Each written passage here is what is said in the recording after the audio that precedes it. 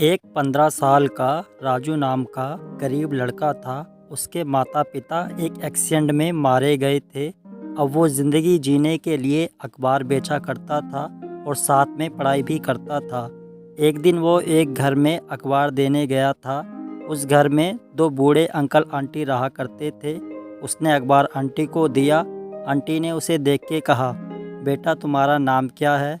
उसने जवाब दिया, आंटी राजू। फिर आंटी ने कहा, बेटा तुम इतने छोटे हो, काम क्यों कर रहे हो, पढ़ाई क्यों नहीं करते हो? फिर राजू ने कहा, आंटी मैं काम के साथ पढ़ाई भी करता हूँ और मैं इसलिए काम करता हूँ क्योंकि मेरे माँ बाप नहीं हैं।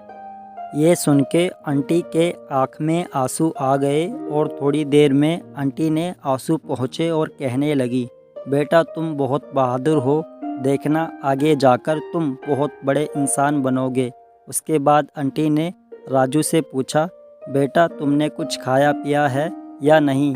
फिर राजू ने कहा, आंटी मैंने कल सुबह से कुछ नहीं खाया है। ये सुनकर आंटी को आश्चर्य हुआ और कहने लगी, क्या तुमने कल सुबह से कुछ नहीं खाया है? रुको मैं तुम्हारे लिए अभी कुछ खाने के लिए लेकर आती हूँ। और थोड़ी देर में आंटी खाना लेकर आई। फिर राजू ने खाना खाया। फिर उस आंटी ने राजू को कुछ पैसे भी दिए, लेकिन राजू मना कर रहा था और कह रहा था, आंटी आपने मुझे खाना खिलाया यही मेरे लिए बहुत है, पर मैं पैसे नहीं ले सकता हूँ।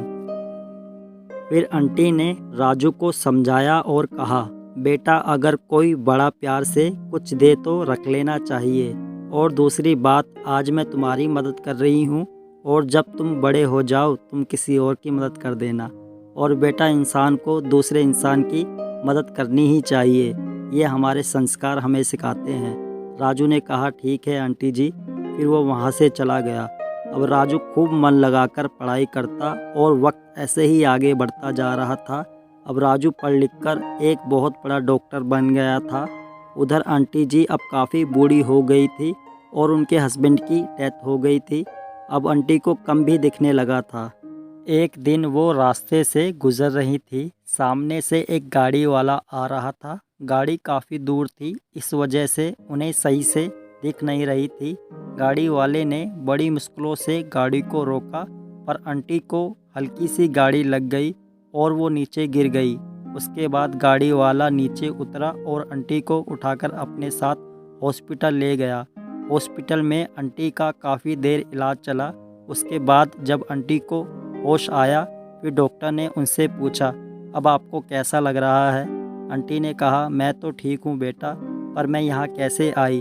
फिर डॉक्टर ने कहा, आपका एक कार से एक्सीडेंट हो गया था, उसके बाद कार वाला आपको यहाँ लेकर आया।